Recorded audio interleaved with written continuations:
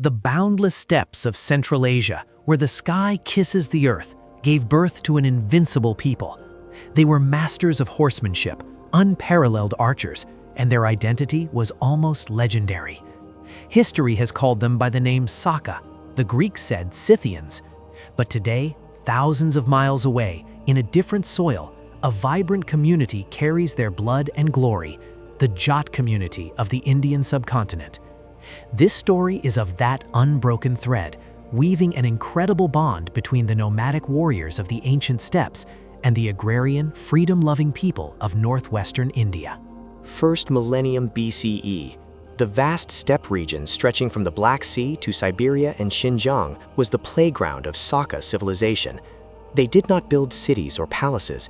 Their empire was on horseback, their wealth in their herds, and their strength in a novel style of mounted warfare. They were children of nature, their life cycle revolving around seasonal migration. Their art, in gold and bronze artifacts, featured motifs of deer, tigers, and griffins, revealing their spiritual world and deep reverence for life force. The warrior was the center of Saka society. Trained from childhood in weaponry and horsemanship, their most feared weapon was the composite bow, designed for rapid, accurate shooting even at a gallop. The Scythian arrow was a dreaded term. They were the precursors of the Parthian shot, a tactic of destroying the enemy by turning back on horseback to shoot arrows while feigning retreat. This military innovation influenced all later great empires. The Sakas were not isolated. They were a central part of the ancient world. The great Achaemenid Empire of Persia, especially Darius the Great, launched failed campaigns against them and eventually incorporated them as a satrapy. The Greek historian Herodotus described their bravery, their customs, like making drinking cups from enemy skulls, and their fierce love of freedom. Alexander the Great also encountered them. Facing resistance in the west, a large wave of Saka tribes began moving east and south. They crossed passes north of the Himalayas in the Karakoram, entered regions of modern Afghanistan and Pakistan. This migration was a slow, generational wave, achieved through interaction and amalgamation with local populations. Between the 2nd century BCE and 1st century CE, Saka groups penetrated the northwestern frontiers of the Indian subcontinent in significant numbers.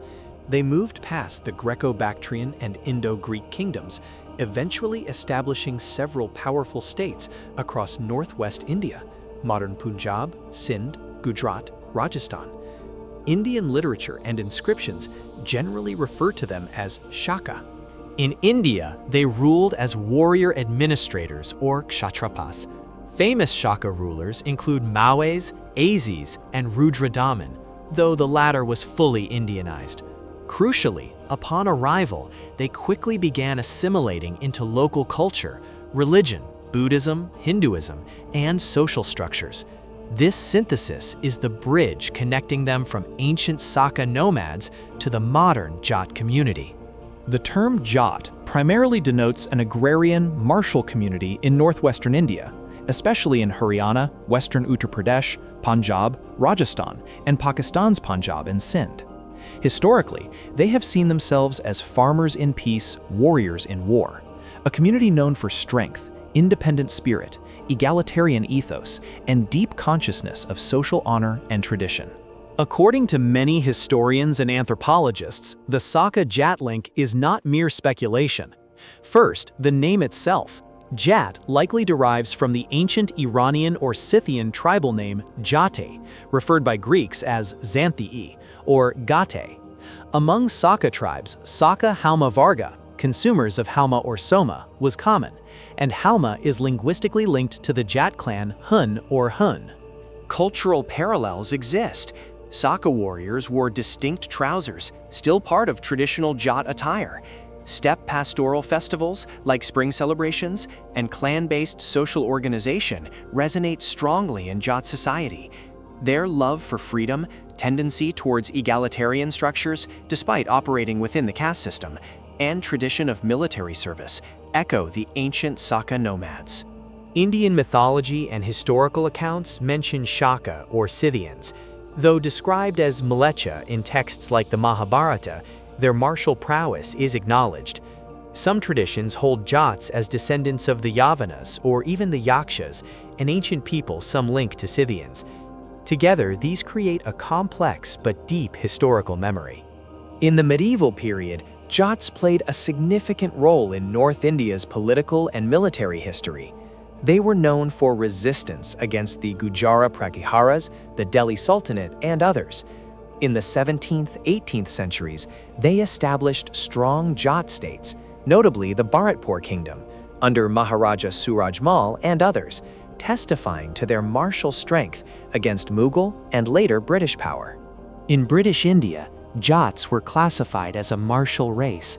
Their physique, courage, and combat skills led to their extensive recruitment into the British Indian Army. Their gallant role in the World Wars is well known. This military tradition itself is seen by many scholars as a distant echo of the steppe warrior culture. This Saka Jat theory is not universally accepted. Some scholars argue for a purely indigenous origin, developing from local agrarian warrior groups who may have later absorbed some Scythian elements. They challenge linguistic and anthropological evidence, emphasizing cultural similarities could stem from a broader Indo-European heritage. Modern population genetics sheds new light. Jat populations in northwest India show a high frequency of the Y chromosome haplogroup R1A1A, also associated with Central Asian steppe populations. While genetics doesn't give simple answers, it indicates a significant paternal gene flow from Central Asia into the Jat population, likely around or after the Saka nomadic period. Thus, the story is not of pure replacement, but dynamic mixing. Saka Shaka warrior administrators and farmers from Central Asia gradually blended with the local populace of northwest India. They brought military organization, some cultural practices, and likely genetic markers. Over time, they integrated into Indian society, largely within the Kshatriya Varna, evolving into a distinct yet deeply Indian community, the Jats. Jat leadership in the freedom movement was notable. Chaudhry Charan Singh, former Prime Minister of India, came from a Jat background. In North Indian politics, especially in Haryana, Western UP, and Rajasthan, the Jat community has emerged as a highly influential socio-political force. Their agrarian economy, zeal for education, and social mobility have shaped modern Indian society. Culturally, Jat traditions may echo steppe culture. Heroic ballads like Raja Daisal or Surajmal recall warrior lore. The rapid footwork of folk dances like Fag or Jumar might evoke mounted warriors' dances. Harvest festivals like Lori, connecting community and nature, resonate with pastoral nomadic life. Therefore, the history of the Jat community is not just a local or regional history. It is the living, breathing legacy of a vast chapter of the ancient world. It is the story of people who forged an identity on the vast Central Asian steppes, rivaled Persian in Greek civilizations, entrenched themselves in Indian soil, and maintained a unique, resilient identity for centuries, rich in agriculture, martial skill, and an indomitable spirit of freedom. Today, when a Jat farmer stands in the golden fields of Haryana or a Jat army officer guards the nation's borders, they represent not just themselves, but a vast history spanning centuries and miles. Their ambition, sense of honor, and love for freedom perhaps carry the invisible memory of those ancient Saka nomads who gazed upon the open steppe from horseback, yearning for liberty. The Sakas or Scythians are not just museum pieces or characters in history books.